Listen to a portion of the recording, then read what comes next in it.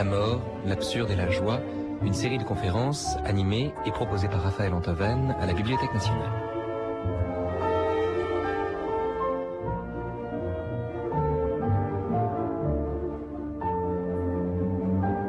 C'est la première rencontre de ce genre qu'on organise et je voudrais, avant donc d'aborder la question de la mort, enfin, ce qu'on peut en dire, vous dire très rapidement dans quel esprit cette initiative a été conçue. On est parti du principe qu'il y a une grande différence entre le fait de dire simplement des choses compliquées, ce qui est ou devrait être la tâche de tout bon philosophe, et le fait de simplifier, c'est-à-dire d'affadir finalement la complexité même du questionnement philosophique.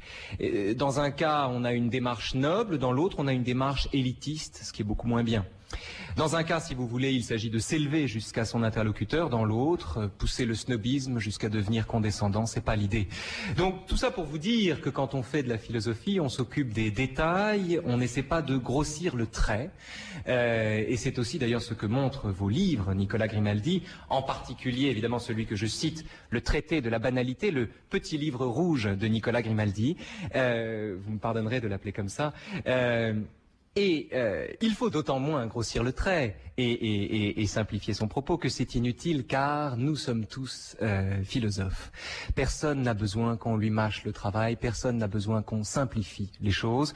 La philosophie, c'est la seconde nature de tout homme. Pour entrer en philosophie, il suffit de se demander qui on est, pourquoi on meurt, d'où on vient, pourquoi les hommes se font la guerre ou tout simplement se lèvent le matin.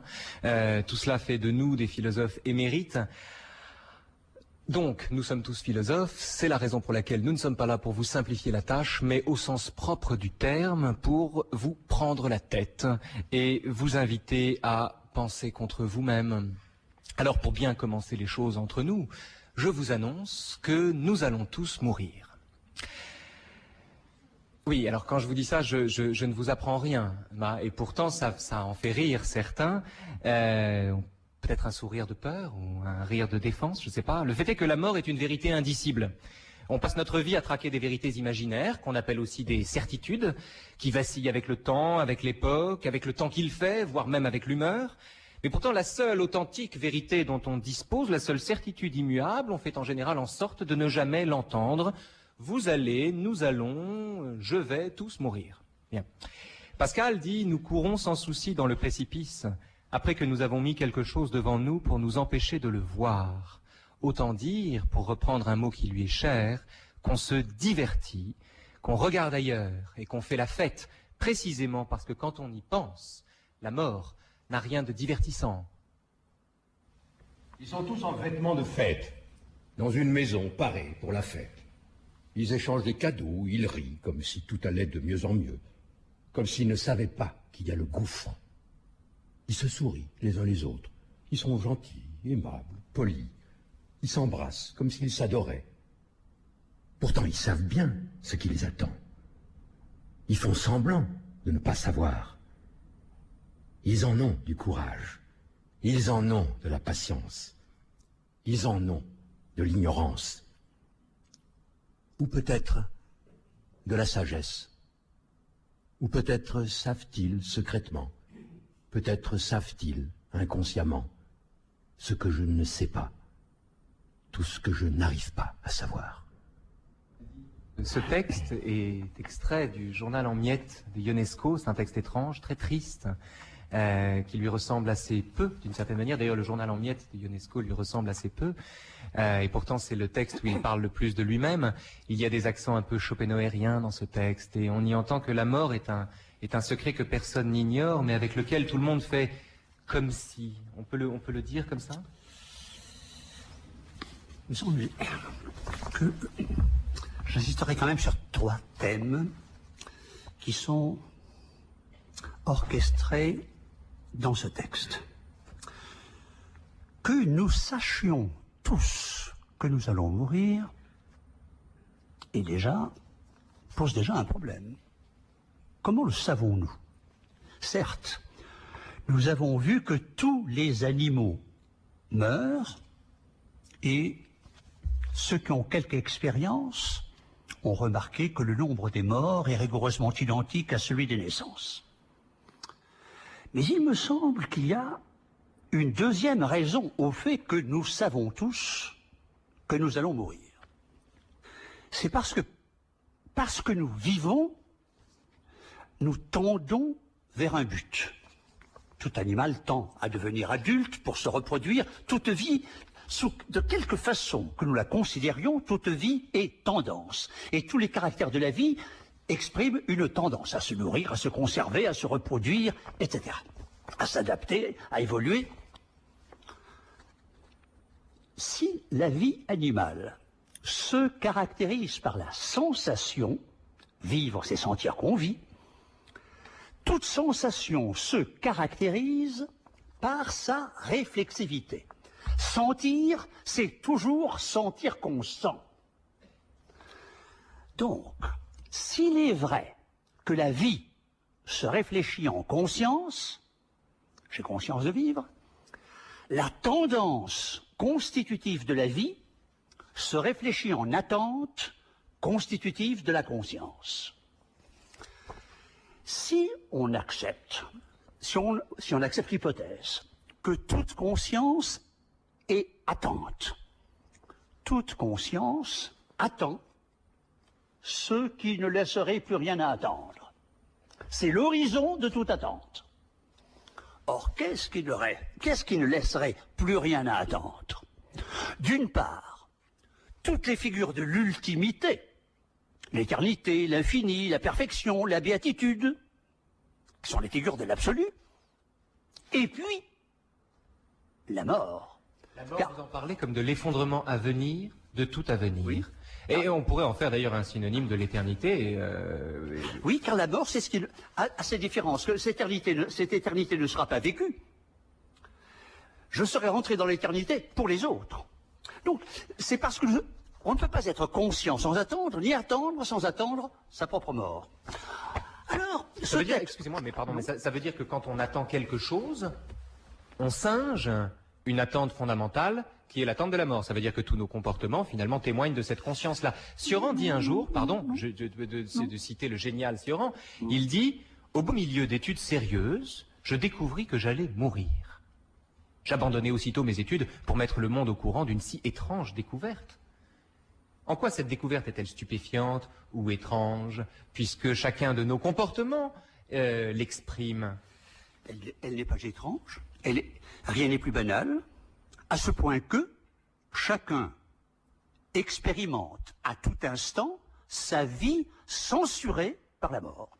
Si nous ne nous livrons pas à tous les possibles, c'est précisément par crainte d'y rencontrer sans cesse l'impossible, ou la possibilité de l'impossibilité, qui est la mort. Donc la mort nous est toujours présente.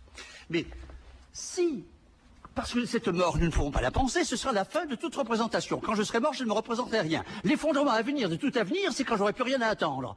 Donc je n'ai rien, je ne peux pas me le représenter, puisque ce sera la fin de toute représentation. Donc ça ne sert à rien de le ressasser, de le répéter. Il faut bien vivre. Et alors, des philosophes comme Pascal, ou ici dans ce texte de Cioran, nous disent, il se divertit, il se détourne de la mort pour ne pas y penser. Mais je ne peux rien, je ne peux pas penser la mort. Ce divertissement, il me semble qu'on doit l'entendre de deux façons. Une façon sommaire, schématique, qui est celle qu'évoque Pascal dans ses pensées, à savoir que les rois qui n'ont pas le souci de gagner leur vie, au lieu de se livrer à des entreprises sublimes, vont à la chasse, jouent à la balle, etc. Or, nous découvrons ici, cher ami, une des notions fondamentales sur le sens de la vie, à savoir que, d'abord, originairement, fondamentalement, la vie est à elle-même son propre sens. S'il y a un problème faramineux, c'est qu'on s'interroge sur le sens de la vie. C'est le seul vivant qui s'interroge sur le sens de la vie, car la vie est elle-même son propre sens. Le sens d'une graine, c'est de devenir la fleur qu'elle sera. Le sens de tout animal, lorsqu'il procrée, c'est de conserver la vie de sa progéniture. Et le sens de la vie de chaque chiot, de chaque petit animal, c'est de croître, de parvenir à l'âge adulte et de se reproduire. La vie est à elle-même son propre sens. Alors justement, Justement, vous parlez de Pascal. Il faut dire que chez Pascal, le privilège de l'homme, c'est justement que... Alors, c'est un privilège dans son esprit, mais je suis pas sûr que ça le demeure. Il dit, le privilège de l'homme, c'est de mourir, mais d'en avoir conscience. En même temps, vous-même racontez que c'est un beau passage. Il me semble que vous l'avez écrit. Est-ce que vous me l'avez dit ou est-ce que vous l'avez écrit? Devant un spectacle naturel, un champ de blé ou bien des oiseaux, enfin peu importe, un spectacle naturel, c'est-à-dire un spectacle où finalement il réfléchit, où il n'y a pas de questionnement, on a le sentiment que la nature accomplit son destin sans se plaindre, et qu'en revanche l'homme, lui, face à ce spectacle naturel, est le seul animal inquiet.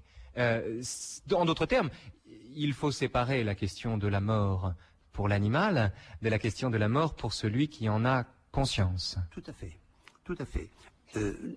Alors que, enfin, ce qu'exprimait, pardonnez-moi cette cuistrerie, la notion aristotélicienne d'antéléchie, à savoir que tout animal, c'est ce qui fait son âme, contient en elle-même son propre destin, sa propre destination. Si je vais chez un grainier, dans une jardinerie, on me montrera en photographie ce que sera la graine que j'achète. Elle contient son futur dans son présent. C'est sa destination, c'est son sens. Sa vie conduira à cela. Il y a des philosophes qui regardent l'homme comme une graine. Hein. Leibniz, si l'essence précède l'existence, on ne fait qu'accomplir ce qui est en germe au départ. C'est également le cas chez Leibniz. C'est pourquoi Leibniz dit que les âmes sont désantéléchies. Chacune porte en elle la totalité de ce qu'elle sera. Or, l'homme est le seul être dont il semble, et c'est pourquoi il est philosophe, c'est-à-dire une sorte d'animal dévoyé, c'est le seul dont il semble que le télos, la destination, le but, soit aléatoire. Je vais le lire en latin. Quel chemin ma vie va-t-elle suivre, se demande Descartes après Ozone. Hein? Quel chemin? Comme si tous les chemins étaient ouverts, mais je ne sais pas quels sont ceux qui conduisent à Rome. À quelle est ma destination? Où dois-je aller? Alors, dans un premier sens, ceux qui vivent dans le divertissement, ils sont ceux qui sont venus au monde. Venir au monde, c'est le voir devant soi. Je ne me vois jamais dans le monde, mais je vois tous les autres déjà installés à leur place, entre eux. Et je ne vois pas quelle place m'est réservée dans le monde. Il n'y en a pas qui m'attendent. Je m'éprouve donc du même comme un sujet, séparé d'un monde où sont tous les autres objets, les autres à cet égard étant des objets. Et je me dis que pour exister, pour que ma vie ait un sens, il faudrait que j'arrive au monde, que j'y prenne place, et donc que j'y devienne, comme eux tous, des objets visibles, observables, admirables, enviables par tous les autres. Un animal non dévoyé, finalement. Il faut que je me fasse accepter les autres, que j'entre avec les autres, que je m'y fasse une place. Et ce qui me rend les autres enviables, il me semble que eux, ils sont à leur place. Ils ne sont pas dévoyés comme moi, ce ne sont pas des errants, ce ne sont pas des nomades. Eh bien, c'est qu'ils occupent une situation, ils occupent un poste, ils ont une fonction. Et donc, mon premier souci, ça va être de devenir comme eux. Le sens de mon existence, ce sera de devenir quelque chose. Mais quelque chose qui aura d'autant plus de sens, d'autant plus de réalité, qu'il sera davantage regardé, envié, admiré, commenté, etc. Être, ce sera être perçu, ce sera être regardé. Le songe que j'ai de ma vie, c'est d'obséder l'imagination des autres. C'est devenir pour eux une image qu'ils considèrent sans cesse. Et c'est en cela qu'on considère le divertissement, non pas le fait de courir après une balle ou après un gibier, mais mais par exemple le fait de faire une conférence devant beaucoup de monde et d'être fût-ce sur la mort, c'est assez divertissant. Si on suit le fil de votre argumentation, on est en plein divertissement. Vous avez en effet raison. Vous avez en effet raison. Quand j'avais 4 ans, ou même peut-être quand j'avais 17 ans, j'aurais pensé que ce que je suis aujourd'hui est quelque chose d'extrêmement enviable, parce que vous êtes là. En effet, tout enfant, qu'est-ce que ambitionne un enfant? Quel est le sens de sa vie? Devenir quelque chose de visible. Pompier, curé, dans la mesure quand les curés avaient des soutanes, évêque parce qu'il a des chamarres, etc. Ou clairon, parce que c'est très visible. Bon, il souhaite devenir comme un épouvantail. Et, mon Dieu, ce que nous montrent tous les romans, mais très particulièrement les romans de Tolstoï, comme La mort d'Ivan Ilitch, comme Maître et serviteur, ou bien de très éminents romans de Simenon, comme les Volets verts, ou les Anneaux de Bicêtre, etc. C'est le roman, c'est toujours la même histoire. Dans un premier moment, des petits jeunes gens comme moi, il y a 50 ans, ou il y a 60 ans, des petits jeunes gens passent dans la ville, personne ne les regarde, et personne ne fait attention à eux. Et c'est exactement comme s'ils n'existaient pas. Ils sont aussi peu que rien.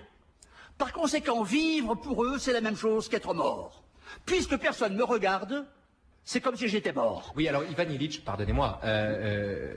D'abord, je me permets de faire une petite parenthèse, une suspension temporelle. On parle du temps qui passe, de la mort, notre condition temporelle, la conscience d'avoir à mourir. Il se trouve que, bizarrement, je n'ai pas d'horaire, là, je n'ai pas de montre sur moi, et je suis un peu embarrassé. Est-ce que quelqu'un peut me fournir... Vous avez une montre, Nicolas. Donc, vous serez donc l'horloge. Vous serez le temps qui passe. Bien. Alors, non, vous citez Ivan Illich. La mort d'Ivan Illich. Alors, je me permets de dire à ceux qui n'ont pas eu encore, à ceux qui ont la chance de n'avoir pas encore lu ce texte, que c'est un des plus beaux textes, sinon peut-être le plus beau texte de Tolstoï, qui raconte le désarroi d'un homme qui découvre qu'il va mourir, ce que manifestement ignorent tous les autres, et la douleur insondable de cet individu qu'étreint ce face-à-face avec la mort, qui, par ailleurs, comme un écrin pestilentiel, est entouré par l'incurie des siens, sa femme, Praskovia, et ses autres amis. Et c'est un homme dont le drame est que personne ne le regarde souffrir, ne constate qu'il souffre, ou plus exactement sa souffrance importune tout le monde. Et évidemment, la question se pose de savoir si dans ce texte, il importune les gens parce qu'il témoigne de quelque chose qu'ils ne veulent pas voir, ou bien il les importune tout simplement parce qu'il est importun. Est-ce qu'on a, Georges, un texte d'Ivan Illich là? Voilà. Je n'existerai plus. Mais qu'est-ce qui existera? Rien n'existera. Et moi, où je serai quand je n'existerai plus? C'est cela, la mort? Non, je n'en veux pas. Il se dressa d'un élan, essaya d'allumer la bougie, tâtonna de ses mains tremblantes, fit tomber par terre la bougie et le bougeoir, se rejeta en arrière sur l'oreiller. « Pourquoi? Ça m'est égal, se dit-il, les yeux ouverts dans l'obscurité. La mort, oui, la mort. Et eux, il n'y en a pas un qui sache, qui veuille savoir, qui ait pitié. Ils jouent. » Il entendait au loin derrière la porte des éclats de voix et des refrains. Ça leur est égal. Mais ils mourront aussi, les imbéciles. Moi, un peu plus tôt, eux, un peu plus tard, mais ils y passeront aussi, et ils s'amusent. Des brutes. La rage l'étouffait. Une détresse intolérable l'envahit. Il n'est pas possible que tous soient condamnés l'un après l'autre à cette terreur abominable. Il se leva. Au fond de son âme, Ivan Illich savait qu'il était en train de mourir.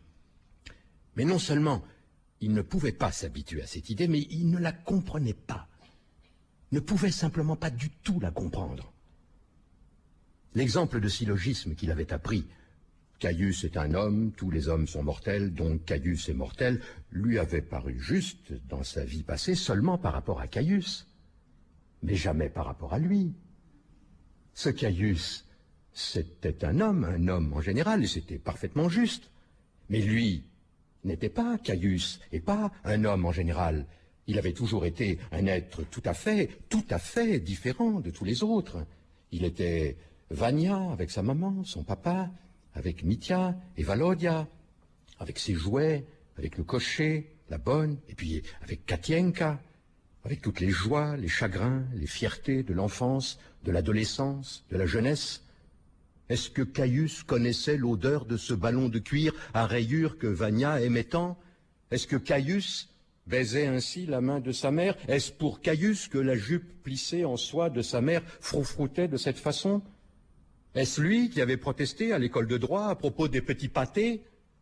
Est-ce que Caius avait été amoureux comme lui? Est-ce que Caius savait présider comme lui une séance? Tout est de cette ampleur, hein, de cette classe. C'est un texte magistral. Vladimir Jankélévitch a cette phrase d'une justesse désespérante. Il dit « Je sais que je vais mourir, mais je n'y crois pas ». Et il continue en racontant l'histoire des enterrements. Ça l'amusait beaucoup, les enterrements, parce que aux enterrements, tout le monde fait toujours comme si le mort n'avait pas eu de chance. Comme s'il lui arrivait un truc épouvantable, en disant le pauvre, hein, il est mort. Comme s'il lui arrivait quelque chose d'épouvantable dont les témoins seraient eux-mêmes, par là même d'ailleurs, exonérés. Qu'est-ce que ça vous inspire, ça, Nicolas Grimaldi? Telle qu'elle arrive aux autres, la mort est un événement. On le constate, on l'enregistre, et comme tous les événements, une prétérition, enfin une forme de passé est contenue dans la notion même d'événement, c'est ce qui a déjà eu lieu. Comme événement, comme tous les autres objets de la nature, je sais que je vais, comment dirais-je, que le monde va m'user et finalement me détruire. Cela, je le comprends, en tant que je suis un phénomène de la nature. Et les autres enregistreront mon décès. Mais la mort à la première personne, la mort à la troisième personne ne me concerne pas. Je ne vivrai jamais assez pour suivre mon enterrement. Je ne vivrai jamais assez pour porter mon deuil. Je ne vivrai jamais assez pour me pleurer. La mort à la troisième personne, ce n'est pas un événement, c'est un risque. Ce n'est pas quelque chose qui est arrivé. Comme disent les philosophes, c'est pas quelque chose d'assertorique. C'est quelque chose de toujours possible, quelque chose de problématique. C'est ce gouffre toujours ouvert devant moi et dont je ne sais où je tomberai, c'est certain, mais je ne sais pas quand. La question que je me pose, vous disiez, à tous les enterrements, on manifeste beaucoup de compassion, le pauvre. Et ce que j'aurais souhaité tenter d'élucider, c'est que Ivan Illich dit, il n'est pas possible que tous soient condamnés l'un après l'autre à cette terreur abominable. Pourquoi terreur? Rien n'est plus banal. Rien n'a... Comment dire? Si nous ouvrons les yeux, le monde de toutes parts est le vestige de ce que nous ont laissé les morts. Tout est l'attestation de ceux qui ont disparu. Nous vivons avec les morts. Qu'est-ce que ça a alors de terrifiant? Ça ne doit pas être plus terrifiant qu'une naissance, parce qu'après tout, les morts ne souffriront plus, tandis que tout gosse qui naît est exposé à souffrir. C'est ça qui est terrifiant. M. Rand disait que mourir, c'est pas si grave. Ce qu'il faudrait, c'est dénaître. Non, non. Il me semble que j'en avais esquissé une élucidation il y a un instant en parlant de la conscience comme attente. Précisément parce que nous attendons et que, comment dirais-je, l'horizon de l'attente, c'est à la fois l'absolu et la mort. Il nous semble vivre tout au long de notre vie dans une sorte de précarité, de relativisme. Rien n'est tout à fait conforme à ce que nous attendions, puisque tout laisse encore quelque chose à attendre. Donc nous vivions d'attendre quelque chose qui n'est pas encore venu. Je n'ai jamais réalisé tous les possibles qui étaient en moi. Et précisément parce que je sais que je vais mourir, je me presse maintenant à l'âge que j'ai. Je ne quitte presque plus ma table de travail. Mais du même coup, je limite mon champ. Je sais que je ne deviendrai jamais un grand pianiste. Je sais que je ne deviendrai jamais un grand peintre. La mort m'oblige à renoncer à tous les possibles pour me confiner à ce que je suis peut-être encore, pour quelques jours, capable de faire. La mort est dramatique au sens où tout homme meurt métaphysiquement en sa jeunesse. Il meurt séparé de ce qu'il attendait, de ce qu'il avait à être, de ce qui aurait dû arriver mais qui n'est jamais arrivé. C'est ce qu'il a. Et c'est pourquoi il y a cette forme de compassion que vous exprimez, le pauvre. La mort se représente par une colonne brisée. Mais même lorsqu'il meurt à 90 ans, elle est brisée. C'est que le chapiteau aurait été très haut. Et ça, cela vient de ce que, précisément, nous attendons encore. Il me semble toutefois qu'il y a lieu de distinguer entre deux ordres. L'ordre de la représentation et l'ordre de la vie. L'ordre de la représentation est celui que j'évoquais il y a un instant lorsque je vous disais que nous nous efforçons d'entrer dans le monde, d'y faire figure, d'être vus par les autres, c'est-à-dire nous sacrifions toute notre existence à l'image que nous tentons de donner aux autres. Et c'est pourquoi, comme le dit Ivan Illich, comme le disait le texte de Sioran, nous vivons, pas de Sioran, de Ionesco, nous vivons comme sur un théâtre. Ils font semblant de s'aimer, ils font semblant d'être heureux, etc. En effet, notre être est tout dans l'apparence. Et c'est épuisant. C'est le rôle, c'est à quoi se sacrifient tous les hommes publics. Ils veulent monter sur l'estrade, précisément, et pousser un peu les autres pour qu'on leur laisse la place, d'être au premier rang, etc. Et vient le moment, comme Ivan Illich, où ils sentent qu'ils vont mourir. Où la fantaisie d'être un autre, finalement, s'estompe devant le fait qu'on meurt seul et que la mort de l'unique est sans recours. Nicolas Grimaldi, pardonnez-moi, mais vous parlez de Sioran. Juste une petite anecdote quand même pour détendre un peu l'atmosphère. Vous savez que Sioran et Ionesco étaient très amis. Ils étaient tellement amis d'ailleurs que Ionesco était la seule personne avec qui Sioran acceptait de parler roumain. Puisque Sioran détestait sa langue natale, et la seule personne avec qui il pouvait parler roumain, c'était Ionesco, et il appelait fréquemment Ionesco pour lui dire, littéralement en roumain, je serais incapable de vous le dire en roumain, c'était « Fais pas le con, Eugène, ne te suicide pas ». C'était donc Sioran qui persuadait Ionesco de ne pas mourir. Et c'est le même homme qui considère, comme dit Sioran, c'est une phrase qu'à tort on interprète comme désespérante bien souvent, qu'on se suicide toujours trop tard. Ce qui est une façon de dire que l'idéal eût été de ne pas exister. Exister fait que nous sommes contraints de vivre et que mourir alors que la vie est déjà un synonyme de la mort relèverait, enfin mourir volontairement relèverait presque d'une tautologie ou d'un pléonasme. Sioran disait « mortel pense en mortel ». Est-ce que penser en mortel, c'est penser en se représentant la mort à distance et représentation qui vient contaminer nos actes et souiller notre joie, ou bien est-ce que c'est de se dire que chaque instant est le premier et le dernier de son espèce, et qu'en définitive, le fait d'avoir à mourir est d'abord une injonction à vivre? Raphaël Deven, il me Nicolas Grimaldi. Il me semble que dans un premier moment, avant d'évoquer le suicide, les raisons qu'il y a ou qu'il n'y a pas de vivre, nous devrions rappeler un fait psychologique majeur, simple, universellement constatable. De même que, je disais tout à l'heure, que biologiquement, la vie est à elle-même son propre sens, de même faudrait-il ajouter que vivre est un plaisir. Il y a un plaisir de vivre, un plaisir de se sentir vivre. Et la mort commence à faire intrusion dans la vie lorsqu'il n'y a plus de plaisir à vivre, c'est-à-dire, je ne vais pas dire même que le vivre nous dégoûte, nous avons perdu le goût de vivre. Alors, la mort s'est insinuée, elle a gangrené la vie, elle la corrompt.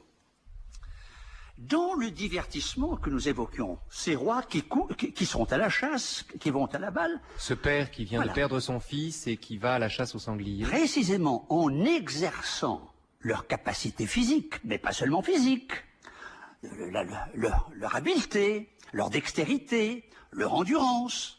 Tout vient par exemple que les joueurs de rugby ou de football luttent pour rien du tout. Ça n'a aucun sens, comme s'il s'agissait de leur vie ou de leur mort, n'est-ce pas? À se tuer. Ils s'y échinent, ils s'y épuisent, ils en sortent accablés. Sur un coup de tête, comme ça. Non, mais c'est qu'ils ne se sentent jamais vivre physiquement, aussi intensément qu'en dépensant leur énergie. Et c'est le plaisir de sentir cette énergie, de se sentir vivre, qui fait le plaisir. Or, le plaisir est peut-être l'unique chose au monde qui n'a pas de fin, parce qu'elle est elle-même sa propre finalité. Le plaisir est à lui-même sa propre fin. Est-ce que vous faites du plaisir une réplique, une contre-offensive existentielle au fait d'avoir à mourir, ou bien... parce qu'on peut aussi considérer que la mort décourage d'agir. La conscience d'avoir à mourir décourage d'agir. Je voudrais qu'on entende, Nicolas Grimaldi, un poème de Michel Houellebecq sur ce thème-là, précisément. Parce qu'on peut aussi considérer que la mort, de la même façon qu'elle nous tourne vers l'injonction de jouir pour ne pas y penser, peut aussi nous détourner de l'action au motif que toute action est vaine. Michel Houellebecq par Georges Claes. Il y aura des journées et des temps difficiles et des nuits de souffrance qui semblent insurmontables, où l'on pleure bêtement les deux bras sur la table, où la vie suspendue ne tient plus qu'à un fil. Mon amour, je te sens qui marche dans la ville. Il y aura des lettres écrites et déchirées, des occasions perdues, des amis fatigués, des voyages inutiles, des déplacements vides, des heures sans bouger sous un soleil torride. Il y aura la peur qui me suit sans parler, qui s'approche de moi, qui me regarde en face. Et son sourire est beau, son pas lent et tenace. Elle a le souvenir dans ses yeux de cristal, elle a mon avenir dans ses mains de métal.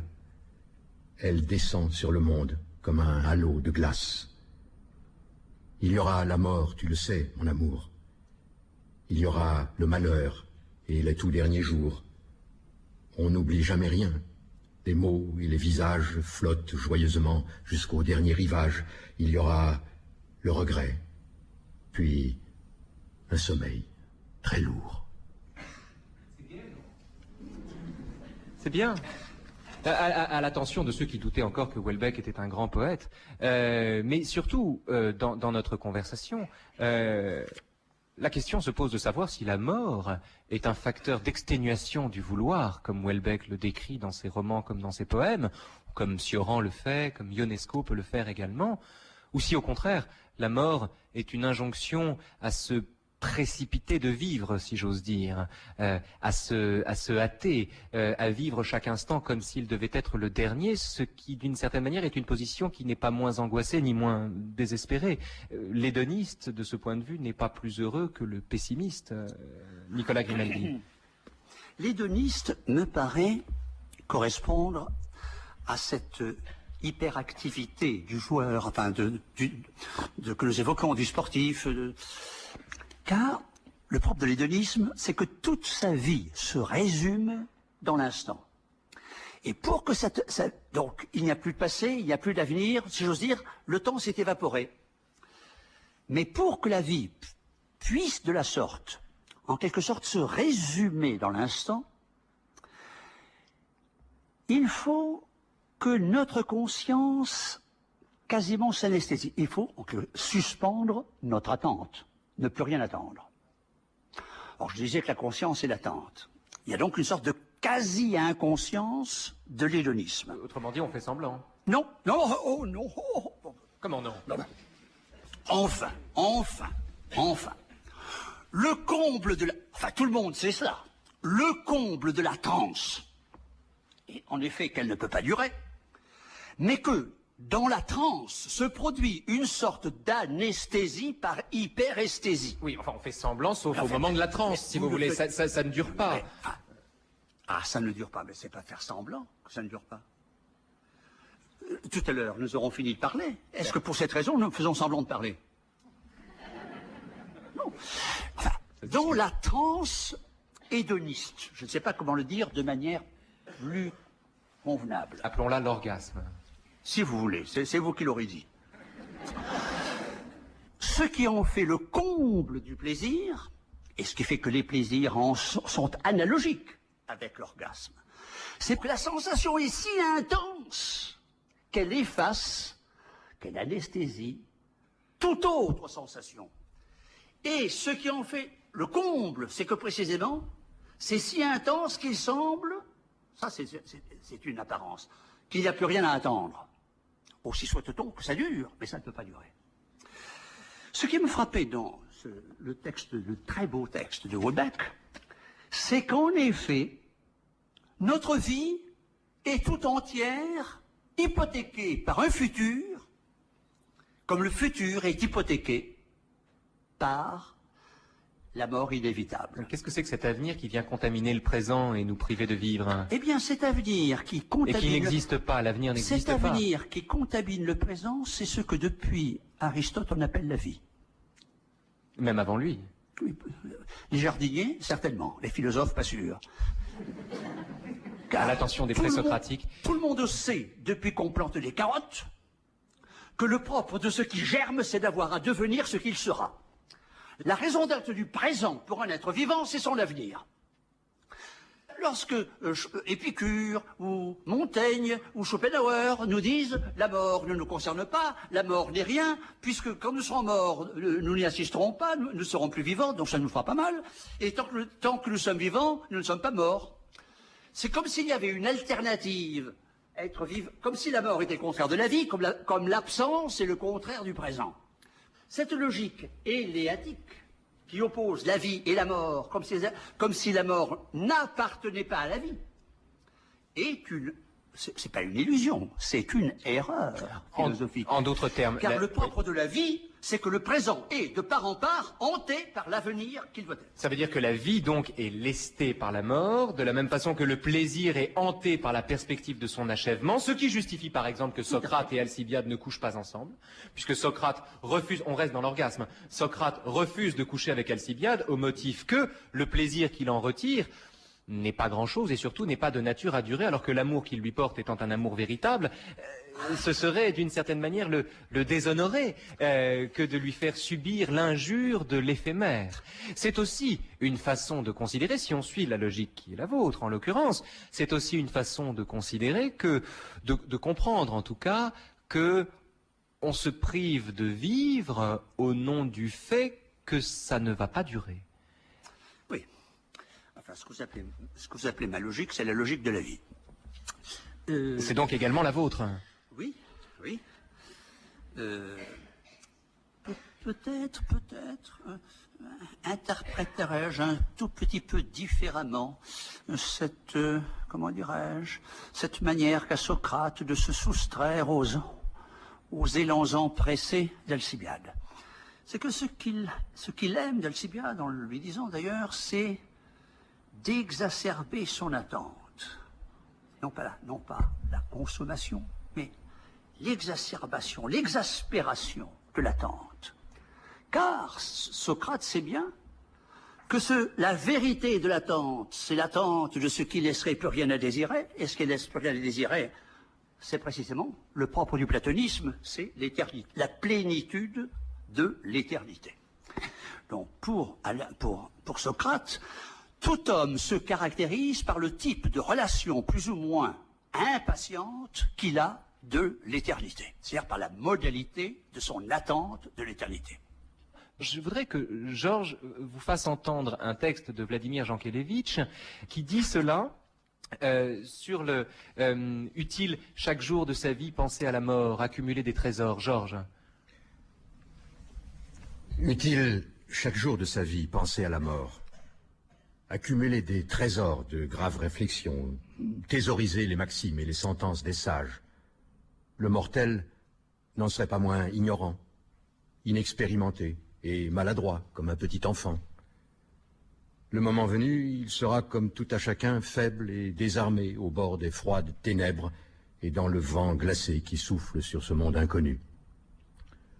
Sur le seuil de la grande nuit si noire, le sage n'est plus qu'un pauvre orphelin. Et la sagesse des fourmis n'est pas plus avancée sur ce point que l'insouciance des oiseaux du ciel. Les circonstances de la vie qui touchent à la continuation de l'existence demandent une préparation et admettent parfois un apprentissage ou une accoutumance, mais on n'apprend pas à mourir.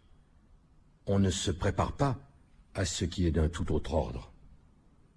Ce que la mort exige, c'est une préparation sans préparatif. Mais c'est parce qu'il peut mourir que l'homme peut penser, souffrir, aimer et avant tout créer. S'il disposait d'un temps infini, l'homme resterait stérile et l'action aurait au fait de s'endormir dans une passivité végétative pompeusement appelée éternité. Sur cette lancée, le plus monstrueux des supplices serait bien d'être condamné à ne jamais mourir. Le plus monstrueux des supplices serait bien d'être condamné à ne jamais mourir, Nicolas Grimaldi. Vladimir Jankélévitch, par une espèce de tour de force ou de renversement, transforme ce qui est l'occasion du désespoir, et finalement c'est assez compréhensible et assez évident quand on y réfléchit, transforme la mort, c'est-à-dire l'occasion permanente du désespoir et du sentiment de la vacuité de nos activités, en notre plus grande chance. Est-ce que vous le suivez sur ce chemin-là? Je ne sais pas. Cela peut s'entendre en plusieurs sens. en un premier sens qui n'est pas, je crois, celui auquel pense Yankelevitch. En un premier sens, long, très souvent évoqué par les poètes et les philosophes, répété sur toutes les inscriptions tombales, la mort est un repos. Après l'épuisement de la séparation, de la tension, de l'inquiétude, c'est le moment de la réconciliation dans l'immanence. Sur les maisons des morts, mon ombre passe.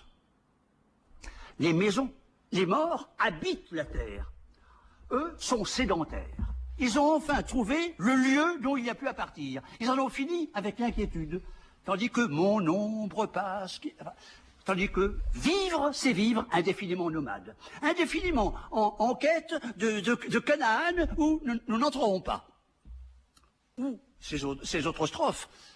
Le vrai rongeur, le ver irréfutable, n'est point pour vous qui dormez sous la table. Il vit de vie, il ne me quitte pas. Donc, ce ver, il ne menace pas les morts. Ce ver est ce qui taraude les vivants. Ce ver, c'est le ver de l'inquiétude, c'est-à-dire d'avoir sans cesse à être quelque chose qu'on n'est pas encore, c'est-à-dire de vivre dans l'incomplétude, dans l'insatisfaction, ce qui est le propre du désir et de l'attente. C'est André Green, je crois, qui disait « Je crois moins à la vie après la mort qu'à la mort dans la vie ». Oui. Deuxième explication de Yankelevitch, deuxième manière de comprendre ce texte, c'est que c'est à l'imminence de la mort que nous devons le sérieux de la vie, car si la vie ne finissait pas, nous ne serions jamais pressés de commencer, de sorte que nous ne commencerions rien.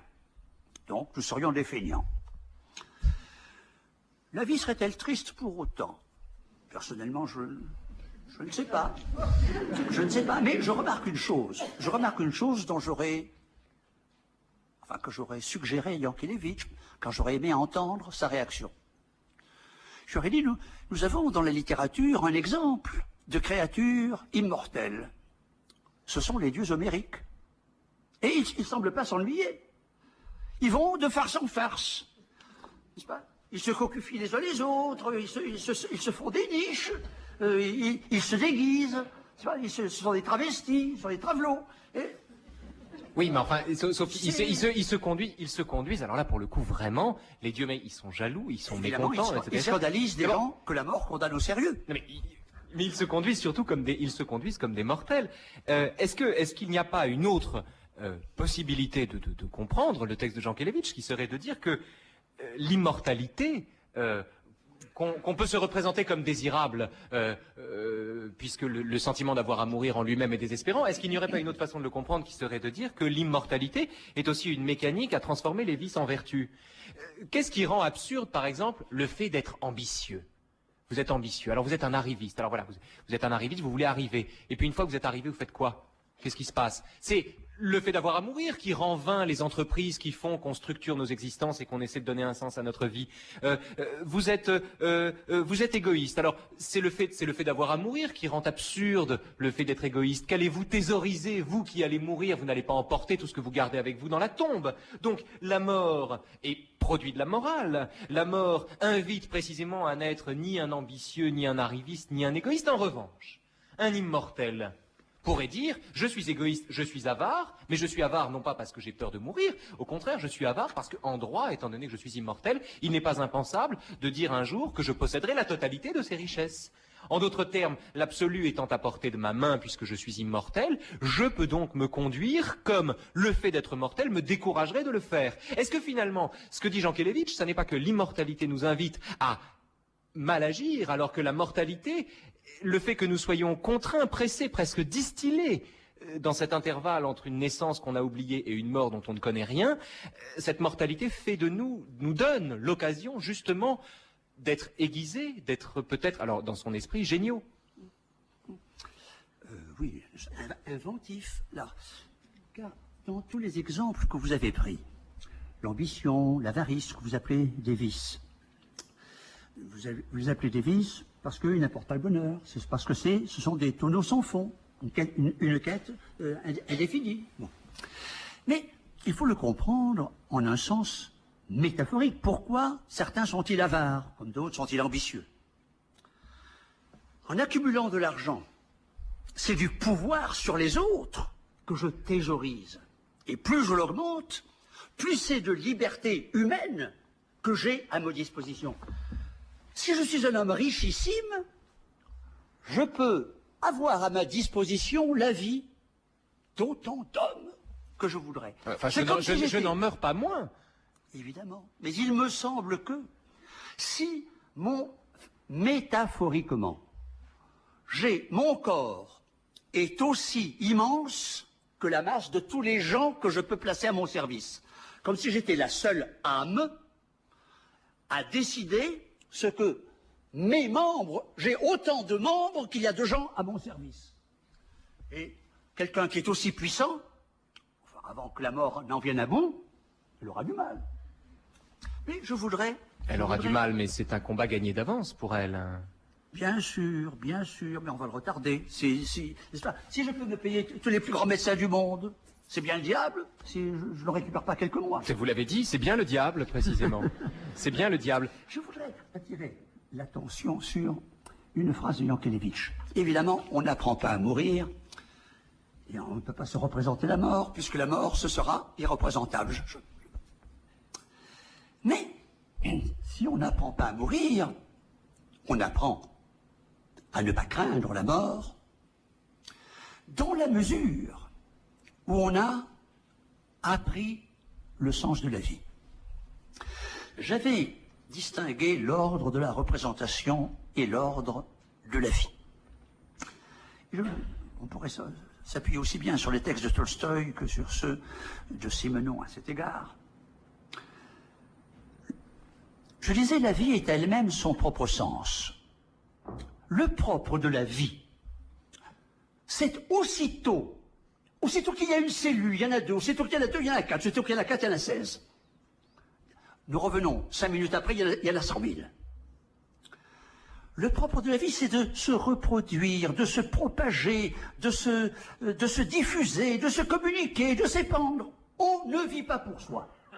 La vie s'enferme dans un individu, mais le sens de la vie, c'est pas l'individu.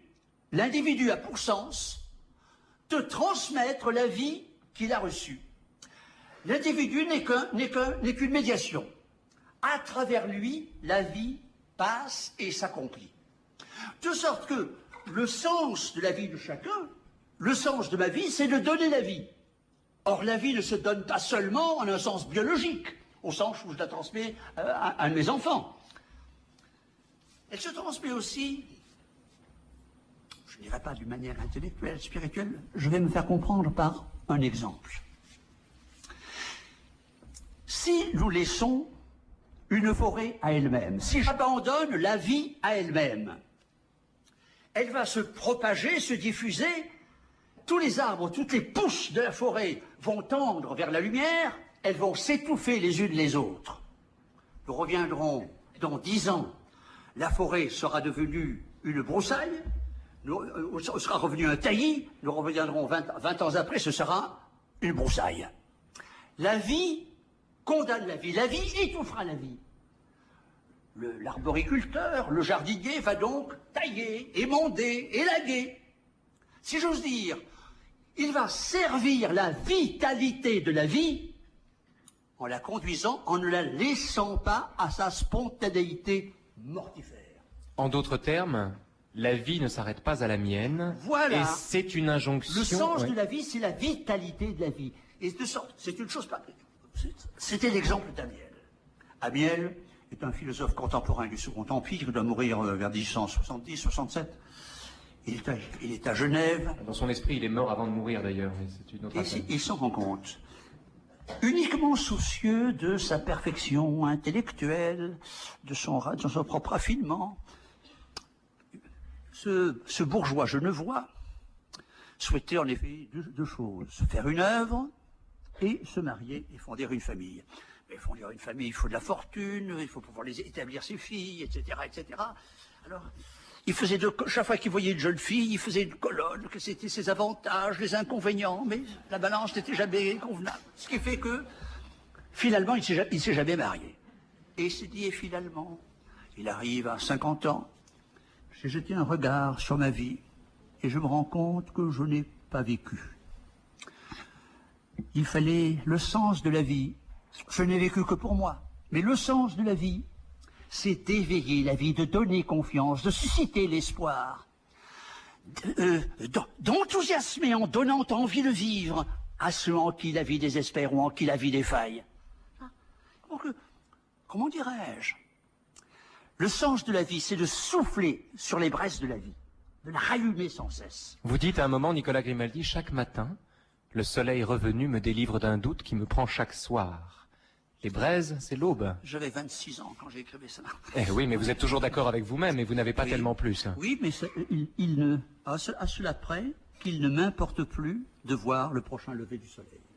Alors, ce que vous dites, Nicolas Grimaldi, avec la figure d'Amiel, et ce sentiment qu'on peut au milieu de la vie, ou même à 50 ans, à l'époque sous le Second Empire, on est au-delà du milieu de la vie, ce sentiment qu'on peut avoir de n'avoir pas vécu, justement, ou de n'avoir pas vraiment vécu, est un sentiment qui, je crois, est décrit à merveille par un texte que vous connaissez bien, et sur lequel j'aimerais votre avis, qui est la mort de Bergotte, que Proust raconte. Georges. Bergotte mourut dans les circonstances suivantes. Une crise d'urémie assez légère était cause qu'on lui avait prescrit le repos. Mais un critique ayant écrit que dans la vue de Delft de Vermeer, prêté par le musée de la Haye pour une exposition hollandaise, tableau qu'il adorait et croyait connaître très bien, un petit pan de mur jaune qu'il ne se rappelait pas était si bien peint qu'il était, si on le regardait seul, comme une précieuse œuvre d'art chinoise d'une beauté qui se suffirait à elle-même. Bergotte mangea quelques pommes de terre, sortit et entra à l'exposition. Dès les premières marches qu'il eut à gravir, il fut pris d'étourdissement. Il passa devant plusieurs tableaux et eut l'impression de la sécheresse et de l'inutilité d'un art si factice et qui ne valait pas les courants d'air et de soleil d'un palazzo de Venise ou d'une simple maison au bord de la mer. Enfin, il fut devant Vermeer, qu'il se rappelait plus éclatant, plus différent de tout ce qu'il connaissait, mais où, grâce à l'article du critique, il remarqua, pour la première fois, des petits personnages en bleu, que le sable était rose, et enfin, la précieuse matière du tout petit pan de mur jaune. Ses étourdissements augmentèrent. Il attachait son regard, comme un enfant à un papillon jaune qu'il veut saisir, au précieux petit pan de mur. « C'est ainsi que j'aurais dû écrire, » disait-il. « Mes derniers livres sont trop secs. Il aurait fallu passer plusieurs couches de couleurs, rendre ma phrase en elle-même précieuse comme ce petit pan de mur jaune. » Cependant, la gravité de ces étourdissements ne lui échappait pas. Dans une céleste balance lui apparaissait, chargeant l'un des plateaux, sa propre vie, tandis que l'autre contenait un petit pan de mur si bien peint en jaune. Il sentait qu'il avait imprudemment donné la première pour le second. Je ne voudrais pourtant pas, se dit-il, être pour les journaux du soir le fait divers de cette exposition. Il se répétait « petit pan de mur jaune avec un auvent, petit pan de mur jaune ». Cependant, il s'abattit sur un canapé circulaire. Aussi brusquement, il cessa de penser que sa vie était en jeu, et revenant à l'optimisme, se dit « c'est une simple indigestion que m'ont donné ces pommes de terre pas assez cuites, ce n'est rien ». Un nouveau coup l'abattit. Il roula du canapé par terre où accoururent tous les visiteurs et gardiens. Il était mort. Mort à jamais. Je voulais faire précisément rattacher cette notation de Bergotte, plutôt cette confession ultime de Bergotte, à ce que nous venions de dire sur le sens de la vie, à savoir que le sens de la vie, c'est d'entretenir, de communiquer, de susciter la vitalité chez les autres. Pourquoi Bergotte, en voyant la pâte, la manière de peindre, c'est pas, comment dirais-je, la musicalité de la pâte chez Vermeer, dit-il, c'est ainsi que j'aurais dû peindre. De la même façon que nous pourrions dire, en entendant une partita, ou en entendant une sonatine de Ravel, c'est ainsi que nous devrions écrire, que nous aurions dû écrire. Que veut-il dire? Pourquoi aurait-il dû? Il écrit très bien, Bergotte.